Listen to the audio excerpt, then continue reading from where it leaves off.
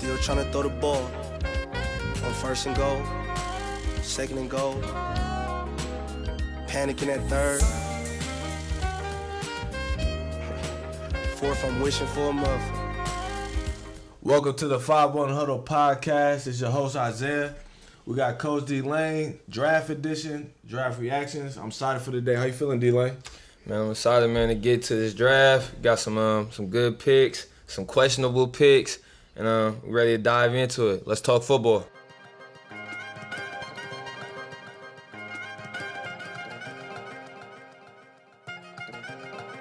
Let's get it. So I got a lot of takes. Man, this Thursday night was exciting watching the first round. We seen Kyler Murray go first. We saw Nick Bosa to the Niners. That was, as expected. Then we had Quentin Williams to the Jets. Then we had Clint Farrell go to 4. A lot of people thought it was a little early. He was ranked around the mid-first round range, 10 to 15. My initial reaction from the first day was Daniel Jones. I couldn't believe that. Like, I saw, I don't know, y'all saw the Joe Budden video online? Oh, my God. Like, that's how I felt all Giants fans felt. I was just more surprised because, Dlane, what you thought? Like, so I was telling you about it off camera, the Manning connection or whatever. I guess his offensive coordinator, I want to say his offensive coordinator in college also coached Eli and Peyton. Eli, Ole Miss, and Peyton with Tennessee, and I was just trying to draw that Kobe connection. How like Kobe tearing down the Lakers kind of right now. It seems like the Mannings is tearing down the Giants. They got like that Godfather approach. They running the ship, man, behind doors. Yeah. No, the Manning family. That's like QB royalty in America. So it's like they probably between all three of them, they got like hundreds of millions of dollars. So, but it's like I think Gettleman. I think he just doesn't know what the fuck he's doing. To be quite honest, like to keep it. Like, you trade a 17, like, you trade Odell for 17 pick, and you pick a nose tackle with, like, that pick. Like, and then you get a quarterback. Like, it doesn't make sense. Like, you passed on a quarterback last year. You could have had Sam Darnold. And be way better than Daniel Think about Jones. it. And way then let's say you had the same record, a down year, whatever. You still would have had that 6th pick. There you could have picked the best player available. So you could have got a Ed Oliver on the D-line, right? And then you could have traded back like you did, still trade up to 30 and got DeAndre Baker. I think that would have been a way better situation. Daniel Jones, I saw a lot of people had him. I didn't even consider Daniel Jones like on the radar. First round. Yeah, like talent. You seen like Daniel Jeremiah is a scout I like to listen to and watch, along with Louis Riddick, because they both worked in the NFL and are former scouts. They were talking about Daniel Jones was like a 4th round grade, 5th round grade, like. Will Greer, who got drafted today, was ranked ahead of him. Like, this is like, I don't know. I feel bad for Giants fans. And then some dude win like 100 years, a ticket. Some dude, you saw that? A Giants fan won 100 years of season tickets. For real? Yeah, so they picked the NFL fan to start the draft off. And that whatever fan won of their favorite team, they got I think I heard something about that. 100 years of free tickets, right? Yeah. Until they generate. Okay, 100 years free tickets. That's crazy. And so the next 10 to 15, if that's your franchise quarterback, I don't think it's going to be that's crazy. And the worst part is you got to watch Eli Manning again next year. Yeah. That's what's sad. And, as an Eagles fan in that division, man, I gladly welcome both of the Redskins and the Giants quarterback draft picks. I'm not too worried about Daniel Jones at all. And then with Haskins, I think he can do some things in Jay Gruden's offense, the West Coast offense. I think he's a cool fit there. But like I said, once again, I gladly welcome both those guys to the division. I think it's a 2-man race in that division with just us and the Cowboys. Oh, definitely. The Eagles, I feel like the Eagles top in the division because I feel like they've had one of the best drafts. We seen they traded up for Dillard, who I thought was probably, to me, he was the best tackle in the draft just from watching him. The only thing that was hard for me to judge on Dillard was he didn't go against any like top-tier pass rushers. He got small arms, too, for a tackle. He has small arms, but he's very athletic and good technique. And that's we big. also have an insider from Washington State, one of our previous guests. My brother Robert Taylor, so he told me, the guy Dillard can block his ass off. He don't give up too many sacks. So I like to hear that from our Eagles and protect wins for sure. Exactly. So that was a good pick. Then they went to get Miles Sanders from Penn State. He was a top running back in this draft. Can do it all type of back. the Eagles gonna have that backfield from go crazy. They're going back to the Super Bowl year. Like we're gonna hit y'all with 3-4 different running backs a game. Mm-hmm. That's what made I feel like the Eagles so versatile. I didn't love. Let's get to like what surprises.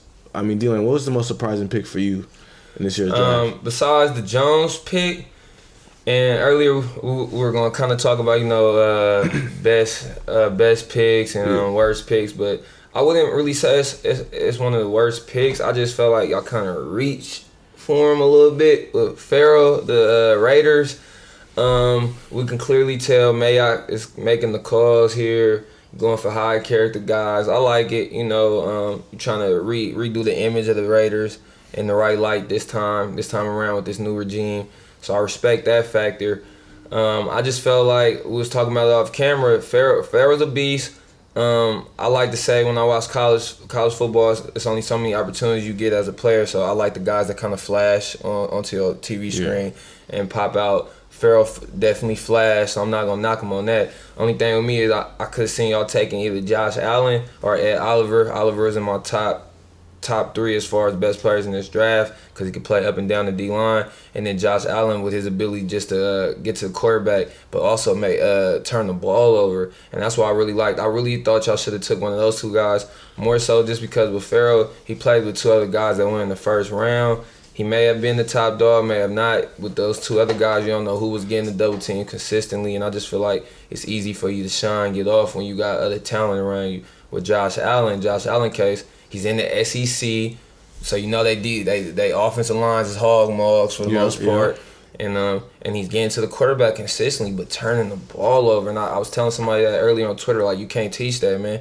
You either see ball and you get ball and it's in you or it's not, And I thought you guys should one of those guys, and I thought you could have got Farrell a little later. I just felt like you reached a little bit. So I wouldn't say it was a surprising that's surprising, but I wouldn't say it was a bad pick. Just felt like you reached a little bit. See, what about you? I had a different perspective of it. So I think dating back to February, if you follow Kenny King Jr. on Twitter, he talks a lot of Raider football.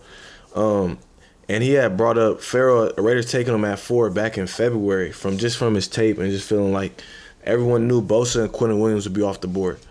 So as far as like just best players in the draft, there's a huge gap to me between like Bosa, Quentin Williams. I put Ed Oliver in that category for me. I thought he was like top 3, top 2 player in this draft. And then after, edge rushers, Bosa, a lot of people have Farrell as the second best edge rusher in the draft. Not interior. And I see your point on Josh Allen. I think we guys got to look at Paul Gunther's defense and what we're thinking. A lot of it is scheme. So Oliver, he's a smaller guy, and on the Raiders roster, we currently only have 2 DNs on the roster. So if we didn't hit on an edge rusher, it would have been problems. Oh man, terrible. So and Josh Allen's a 3-4 guy. So he's going to be in a position where they run 3-4 in Jacksonville where he went. I think he went 7. And a lot of people had him in the top 5 pick. I think it kind of showed like, the Bucs could have took him. I mean, the Giants went QB. So, but I think Josh Allen. One thing I was really high on beginning of the draft process, but then the more I look at him, he's more of like he's a linebacker more than a pass rusher. When I say that, a lot of his stats just came off blitzing out the edge, no real hand movement, just pure athleticism, just coming off the edge.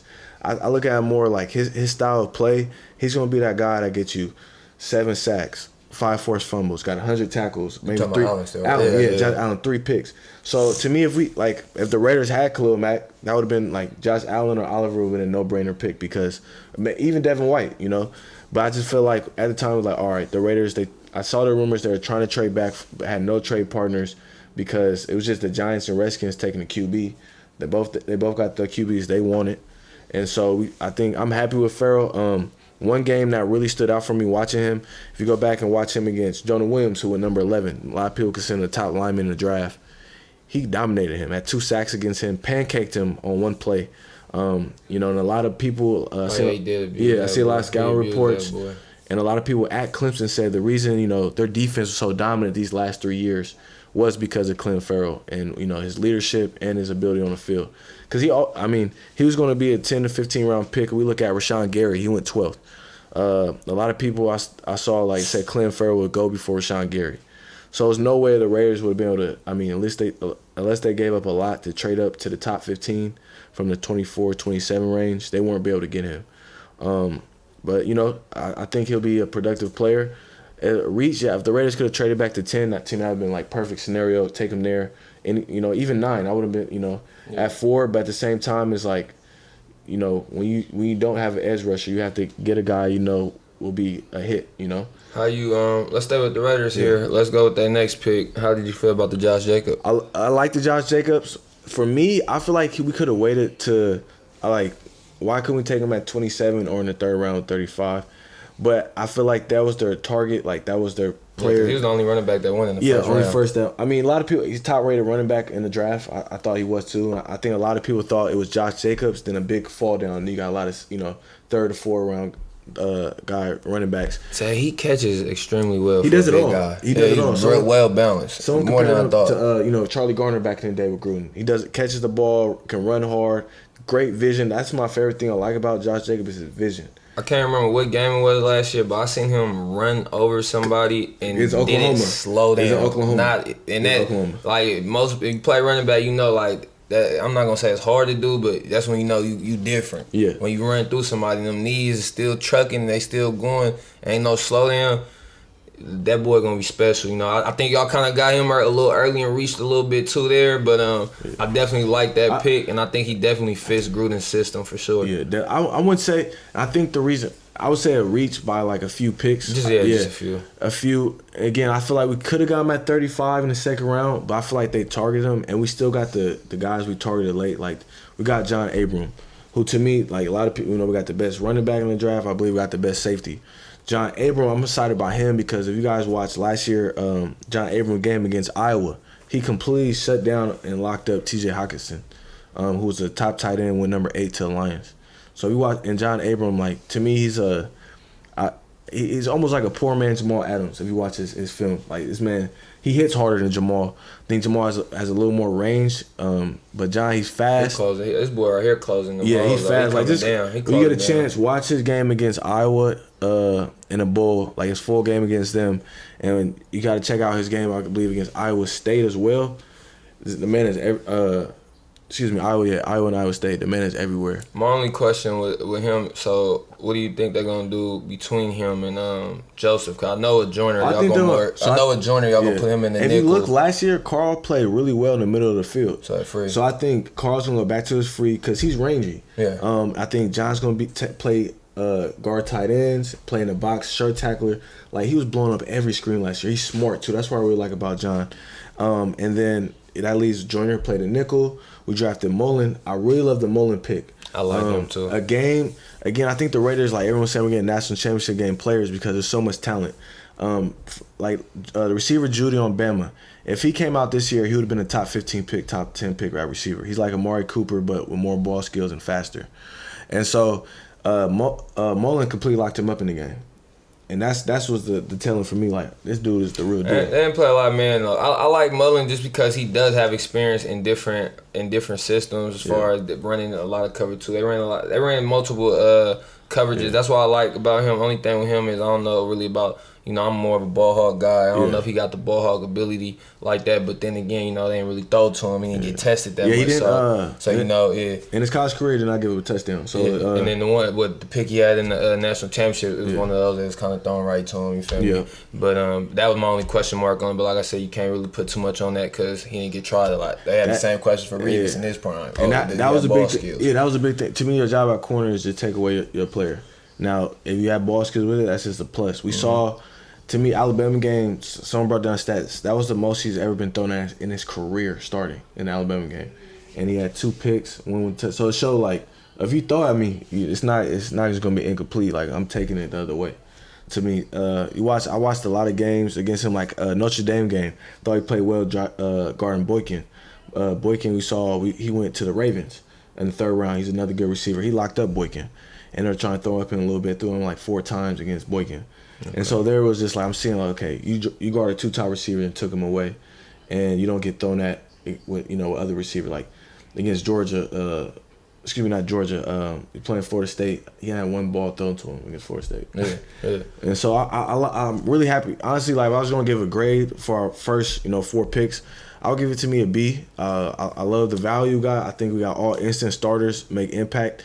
Zay, let me give you the next 3, and I want you to comment on one of them, or the next 4. After that, the Raiders have to muddling. So they took Max Crosby, DN out of Eastern Michigan, Isaiah Johnson, Houston out of Houston, a corner out of Houston, excuse me. Isaiah Johnson, corner out of Houston, and then they got Foster Moreau out of LSU, a tight end. But I wanted to ask you about your guy Hunter Renfro, little slot guy out of Clemson. Oh yeah, I like that pick. We got a good value, I think, where we took him. And Gruden's system too. Gruden's system. He's still gonna have to make the team because a big thing for receivers that aren't athletic, you see a lot. You can be a good route runner, but it takes a lot to get separation. On special teams. So special teams. It's crowded right now. We got Antonio Brown, Terrell Williams, Ryan Grant, J.J. Nelson, 8 men from last year. So he's going to have to crack, that 5. Dwayne Harris, but he's a special teamer. But he's going to have to crack that 5. But I like the pick. I love the Foster Moreau. I can't believe he's still on the board at tight end. 6'6", athletic freak from LSU. And then I love the Isaiah Johnson pick. I think he's the tallest corner in the draft. Very long arms. Last year he had 4 interceptions. Come up and tackle though, cause Gunther like them tackle guys. That's why y'all skipped over Greedy a few times. Yeah, I think, but Greedy. I like Greedy. Greedy can cover, he just don't tackle well. Yeah, and he's never out. He can't play out of press. NFL, if you can only press, like you're not gonna be able to play corner because you have to play zone off coverage. So he can only press, and he has not good footwork. And we saw combine, he was slipping and doing the back pedal. So I think that's why he fell. If you watch him, like, he locked up DK Metcalf. Well, Metcalf runs 3 routes, so I would hope so. You know what I'm saying? So, but I think Greedy could be a good player just from his athletic ability, but his technique and stuff is not there right now. Yeah. But I like the Raider. I mean, and Max Crosby, I didn't know who he was, so I did some research. He's one of the most athletic players in this draft. He went to a smaller school, lower D1, not in the Power 5. He had 2 years as a starter. He had 20 sacks and 41 tackles for a loss. And I guess he played. I saw Daniel Jeremiah mention he dominated against some big schools. So, and I like how we're taking, rounds 4 through 7. You want to take, just the high upside guys. So we're going with athletic freaks. Max Crosby, like elite testing. Isaiah Johnson, he's tall. He's 6'2", 210, ran a low 4.4. With great ball skills. That's the reason we took him. Then Foster Moreau, probably the most athletic tight end in this draft. Fant's probably the most. Yeah, but he's up there as well. So, and then Renfro. Zay, a quick side point. You know who think they slick, man? I was with my OG last night, Tay. He a football freak like us, whatever. And he was like, I think Matt Patricia think he's slick.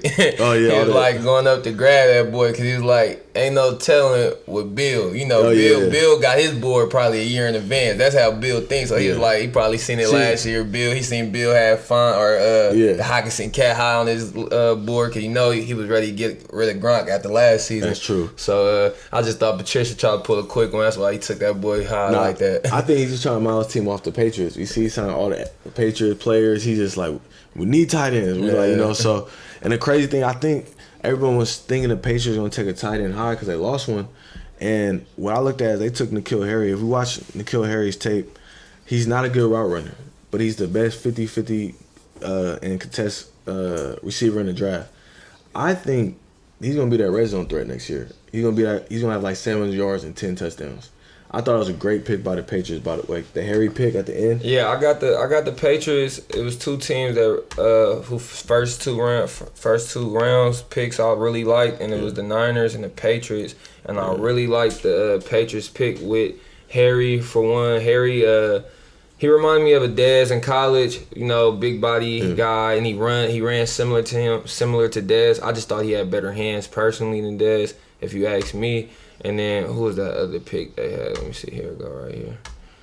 And then I also like the Damian Harris pick up the running back from Bama for them. I think he fits perfect for the Belichick scheme over there. Rotate him in with the rest of those guys. Yeah, I think he's that nice hard-nosed blocker. Yeah, behind Sony Michel because he's definitely a starter. I think he complements him well. I mean, speaking of the Niners, how would you grade the Niners draft this? I mean, overall so far. Yeah, like I said, I think they hit with their first pick. I love Bosa. Bosa was probably, if not my 1A, 1B. I had 1A, B, C with him, Oliver, and Quentin Williams. And then, I got Crocker, really put him on the radar for me. I remember hearing about him a little bit, but our former guest, Eric Crocker, put Deebo Samuels on the map for me a little bit as far as local around here talking about him. And I really like that pickup for the Niners. I see him fitting in well in Kyle Shanahan's offense. I think the Niners is going to take flight, man. If Jimmy G can stay healthy, because I love Shanahan's system, and I'm for him as a coach. With Bosa, they added him to a crazy young core already that they have with the D-line. They added 2 backers this offseason, D Ford and Quan Alexander. My only question mark for them is DBs at this point, and then I would say receiver, but they got Samuels now. So I really like what John Lynch has done over there with the Niners, and I like that draft so far. I would agree. I think Nick Bosa was a no-brainer there. They could have probably one of the best D-lines. If Nick Bosa, lives up to that number 2 hype and is that double-digit sack guy. I think first year, his brother got double-digit sacks his first year.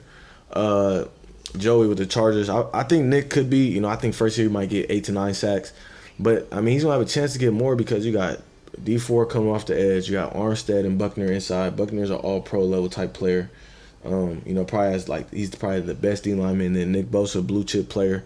And then you got, Quan Alexander and Fred Warner at linebacker. That front seven is going to be nice. Yeah, Solomon Thomas, who was a high pick. I think they're trying to trade him, but he can be your 5th lineman, rotate in, get you some pressure. So they're going to have my biggest question, like you said, is health. Like Nick Bosa, injury history. Quan Alexander at linebacker. That's deep injury history. And then you also got Jimmy. Like, can Jimmy play a full season? We have not seen that yet. But like I said, if everyone's healthy, the Niners, the division is tough now. You got Seahawks. You got, the Cardinals. I feel like they're going to be better next year. So everybody got a quarterback in that division. Everybody got a quarterback. If you look at NFC West and AFC West, AFC West is loaded with their first 3 teams. So let's just looking at the first round, just giving our looking at right now. Me and Zay giving our initial reactions. Zay, do you think Kyler hits the ground running with Cliff this first season? And do you see him as Rookie of the Year? Just an early prediction question I'm asking. To me, it all depends. My question is Cliff. Does his system, what he does, translate to NFL? I think the player Kyler can do it. So as of right now, if I'm picking just early Rookie of the Year predictions, I would say Kyler would probably be my 1. But also as well, it's easy to pick. Like, I could pick Josh Jacobs because I know, what, he could get 1,100 yards, 1,200 yards. He's going to be splitting carries with your boy Crowell a little bit, though. I don't think Crowell to me is just going to be like insurance backup. I think he's going to 5 to 6 carries a game. Just because he catch the ball and everything, but I think Jalen Richard is going to be on the field more than him. So I think he's going to be that third back for us.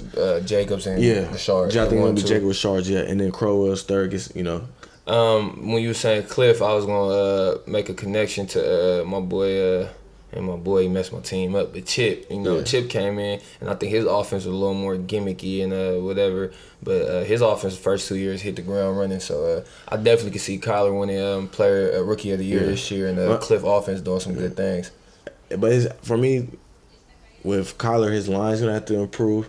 He's gonna have David Johnson back this year, so he'll have a run game.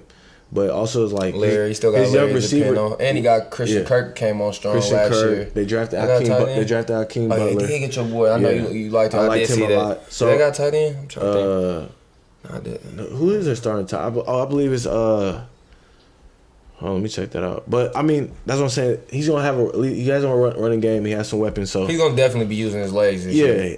Way more. I think that's what. Think about Rosen. You did all the same things. Let's say.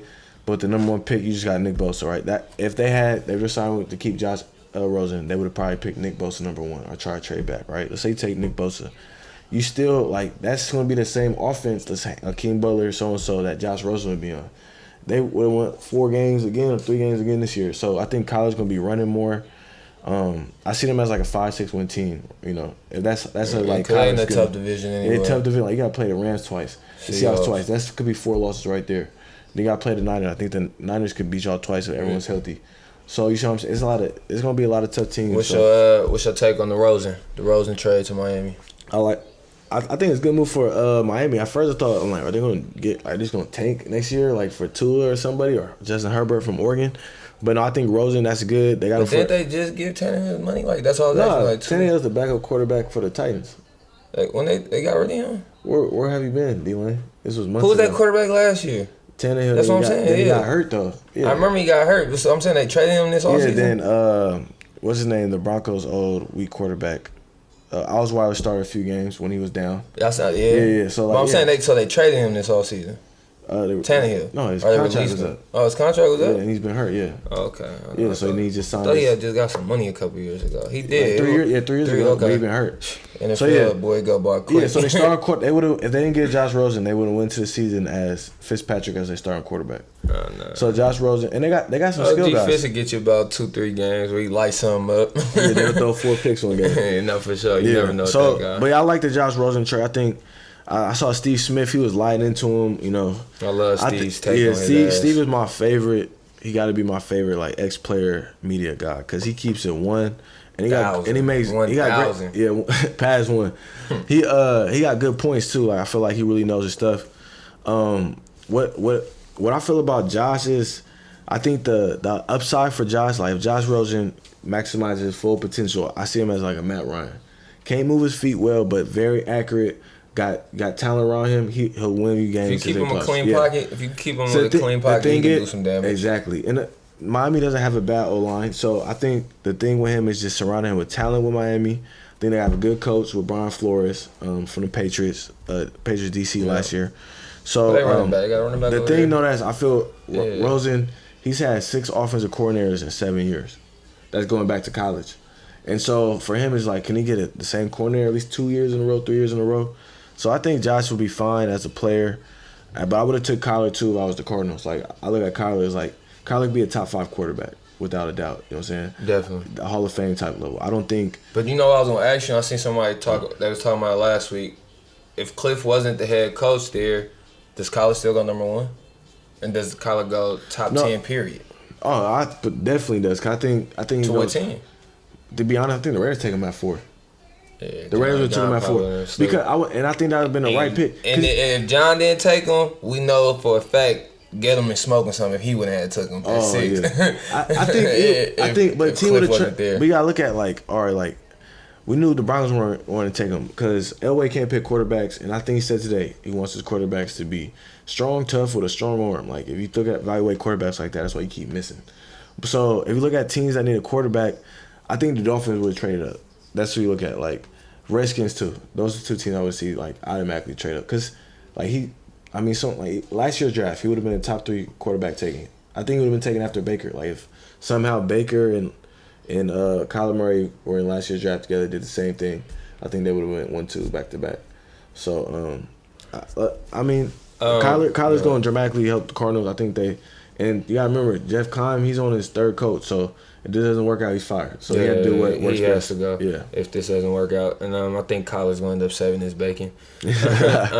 Another pick I really like. I like the Quentin Williams pick to the Jets. I see him doing damage in Greg Williams' defense. Along with Jamal Adams. I think they got some good pieces over there. And I think the Jets are going to be a solid team, man. You know, but like we said, 2-3 pods ago, they're not going to do nothing as long as Bill and Tom is still there as far as in the division. But they're definitely on the upswing. I like that pick a lot. I love the Bills pick. I just think they have a talented roster as far as on defense. They have players. I like to be honest, one of my favorite picks though was I'm sorry, hold on, let me pull it back up. Who drafted Noah Fant to the Packers. I thought that was great. To the Broncos. Thought that was great for Joe Flacco. It's bad for Raiders and our team, but Noah Fant to the Broncos just because I thought like that it gives their offense so much versatility. With Noah Fant, I thought he was better than Hockenson from receiving ability. TJ is more balanced. Like he can block. And if you ever got tight end that can block and receive, you know what I mean, that's winning. That's rare. They done took like 3 tight ends like in the last couple of years though. I remember they had got the Jake Herman cat. They just took Ebron like 3 years ago. You talking about? No, I'm talking about the Broncos. Yeah, like, and then they had got the boy from Michigan a couple years ago. He blew out his knee though. But I had liked him. But he was late round. He was late round. But no, Jake, but he was cold in college. Yeah, he was. Before he blew out his knee, right? Yeah. But I was saying that in the Packers, they took a lot of defense. And I like some of their picks. The Gary guy, they picked somebody else. I didn't too. like Gary. The Savage. Gary to me is the biggest bust potential in the first round. Think so? Just because I'm not taking like it's one thing like. For talking about his motor, you got a question about the motor, right? Yeah, it's motor, and it's like how you if you're the number one player. I'm not comparing him to Clowney, but Clowney did the same. There's a bunch of them now in these last few years. I seen Clowney dominate a season. I've never seen Rashawn Gary dominate a season. He had 10 sacks in 3 years. Clowney, when he knew after that, he was another guy playing with a good defense though. Every year he was there. You should put your number. You should be the reason then. Everybody gonna eat. Like, that's what I was telling you about with Farrell earlier. Lawrence, Milkins, why didn't Gary eat? Why didn't Gary eat? You feel me? He had 3 sacks. He averaged 3 sacks a year. Why didn't Gary eat?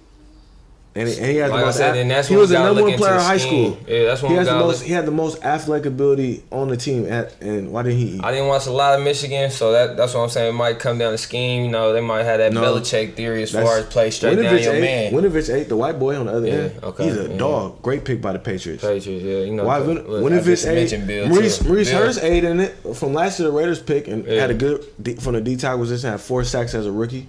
That's real good from the interior. So. That's my thing. Is like you have all this talent, this and that, but you're not putting up the numbers. And I'm seeing you not dominate games. If I never seen you, I've seen him dominate one game. I was in Michigan State. He had a good game, but it was like he had 3 TFLs and a couple QB hurries. And this is in a conference where, like, I feel like you can't put up those big numbers. You know what I'm saying? So. You know, another pick I like, Zay, and the pick was obvious to take him there because you're definitely probably at that point the best player left on the board. But I like the fit more so than the pick was Josh Allen to the Jags. Because 3-4 and they already got interior pass rush. Come on, man, that defense they gonna. I think they'll be right back to what they was 2 years ago. Saxonville. They'll be back. You know, they still got Campbell. They got still got the baggers, Smith, your boy Jack. What's the African cat in the middle? They still got him. Oh, yeah, man, they're gonna have a nice defense again. I just be thinking like if I'm a player like getting drafted in the top 10.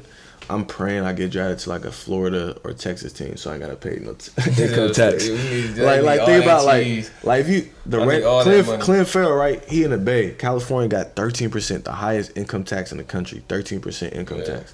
So his $25 million at signing is gonna get cut. Facts. But if you got drafted 4th overall in Florida, that $25 million, that you don't gotta give a cent of that to the state. That's you keep all that. Facts. Well, of course, I mean you gotta. Your game checks, you got to pay taxes in every state you play, but that's only 8 games. So let's talk about a couple more of these receivers. What about Hollywood Brown? I think that's a good. I'll say that I think it's a good fit for the Ravens because he can open up the field more. I thought he was I think he was number 1 receiver for me. I liked Hakeem Butler more as just overall, but my only question was Mark Brown was been hurt, so he won't be ready till training camp. I don't really like that for my rookie because I need you to have OTAs, learn the plays. But I like the fit. My only question is, if I'm the Ravens, I'm trying to get bigger receivers for Lamar Jackson. If I have a quarterback that's not the most accurate, so for him to put it up there, that shit went with Metcalf. Like Marquise Brown, like for me, just as a fit, like I would have loved to see him like with the Chargers, for instance. Because he could thrive in the slot with Terrell Williams gone. You got Mike Williams. Just as like a team that already has a number 1 receiver, because I think that's where he thrive more. Because with Oklahoma, he had Lamb, who's going to be a top receiver, 1st-round receiver next year. Yeah, Lamb was nice. Or even like another good fit, like if the Seahawks got him. So I'm saying because Resto's a great D-ball. Now DK can do the same thing. He's bigger. But I would just rather see a team with a better quarterback so we can see his full potential. Where did AJ go? Tennessee? I think so. AJ Brown, right? Yeah, he went to Tennessee. Yeah, he went to Tennessee. They still in on Mariota right now? Yeah. I mean, they went to the playoffs last year. Yeah, but then somebody else played last year. Or was it because he was hurt? Yeah, he got hurt. He injury prone. Yeah. So, but I mean, what's up with these lack of corners that went in the first? Like, what's up with that? I think it was just DeAndre Baker. He's my favorite corner. Yeah, he went in the first, so I thought he was the number 1 corner. I think it was just like if you see all the corners, like it was a crazy run from second and third round. So you know it's all about value. So some like NFL scouts said, they said this is a great draft if you're picking 30 to 60, because there's a lot of like those second round, third round players, you know, that could be starters. You know, it's all, cause you know the draft is like the stock market. It's all about value. So like the problem with Clint Farrell is like, okay, yeah, he could be a good player. Let's say he's a Pro Bowl player. Someone's like, well, you could have got him at 14 and traded up and got him and got some other player right here or something. You know what I'm saying? So it's all about value. So I feel like this draft was great value for DBs. Like you seen, it was a run in the second round. Like first Brian Murphy was the first corner. First round, you know? And I was gonna say, I was just more so shocked because you know the way the game is going and changing such a passing game that you'd think more would have went in the first. But like you said, with Murphy getting picked first, it's almost like a domino effect. Everybody feel like the coach took a corner. That's the boy I like. That's the boy I like from Temple. Yasin. That's the guy, the coach guy, and the coach D gonna be nice too. You know they bringing back they guys again. I got Hooker back there, my boy from Ohio State. He be picking stuff off. They got the linebacker from the small school last year. Well, he led the NFL in tackles, right? Yeah. Yeah. So they got. I wonder if they got. Let me see who else the coach picked, because I know they needed some weapons for luck. Yeah. Because you think like corners only go real high if you think they're gonna be that complete shutdown franchise corner. You know what I'm saying? Like Jalen Ramsey, he went top 5, and you see what he is. So like you know Pat P went high. You know what I'm saying? He went top 5. I got that boy Campbell's. Who? The little speedy guy from Ohio State. That's what they got to help luck out a little bit. Oh yeah, you know he's a burner. Yeah. I still thought they should have got a bigger receiver, but I trust Chris Baller. Like his first draft, I mean, that got to be one of the best. You draft 2 Pro Bowlers back to back, like first year. Yeah. So I trust. I mean, Baller. He got that. I expect Rocketson to be one of the best corners just because Baller picked him. Like you know. Yeah. And then they picked Paris Campbell. That boy is like crazy fast. So I think he'll open up. Ohio State had the track team out there last year for that boy. I still feel like they need a big receiver, but they probably Ebron kills it over the middle. So that's why they feel like, you know what, let's get some fast guys. Just burn it, let Ebron play, work the middle. Exactly. Oh yeah, you're right. We're watching the draft right now. It's the 6th round? Yeah, we're in the 6th round. Okay. Yeah, AJ Brown to Tennessee. But yeah, any more draft thoughts, Dlane, that you want to talk about? I'm excited for mini camps now, so we can see the rookies. What they doing. Man. After mini camp, hopefully me and Zay can get into giving y'all our division picks, you know, then get into contenders or whatever for this upcoming season. Yes, sir. What we got lined up? We got more guests coming on for y'all soon. So we're gonna bring on. I think next week we're gonna have Nick Nelson from Raiders 4th round pick last year. He's gonna come on the pod. We're gonna talk DB. I know that's Dlane ready for that. Definitely. And then we got Sean Vaughn as well. Yeah, we got Vaughn coming through. Yeah, local. Went to San Mateo, balled at Oregon, played in the league. I'm wide receiver, so I'm really excited for that. He went to my boy Don John High School, huh? He went to Don John High School. Exactly. John went to his high school, and I was fine. Shout out Don John. It's so yeah, we got exactly. We trying to get keep the guests coming for y'all. Thank you for the support.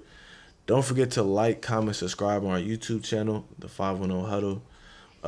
Follow Dlane on Twitter, IG, Coach Dlane. Follow me at Isaiah Walters, IG and Twitter. Feel free to send us questions, comments that you want us to talk about on the show. And thank you for listening. And one last thing. If any of my any of you guys is listening, any of our pod listeners, if you got a clothing line, preferably black-owned businesses, I'm trying to support. The last couple episodes I've been rocking a few of my homies' clothing line. Please feel free to reach out to me and DM me, because I'm definitely all about giving back and supporting my community and the business minds in my community and entrepreneurs in my community. I'm all about supporting you guys. So if you got a clothing line, reach out to me. I'm definitely trying to get some gear. Yes, sir. Always. And before we get out here, a special shout out and thank you to our cameraman, Nguyen, and our sound engineer, John. Appreciate it. And we out. Still went for it. It's time to change the club.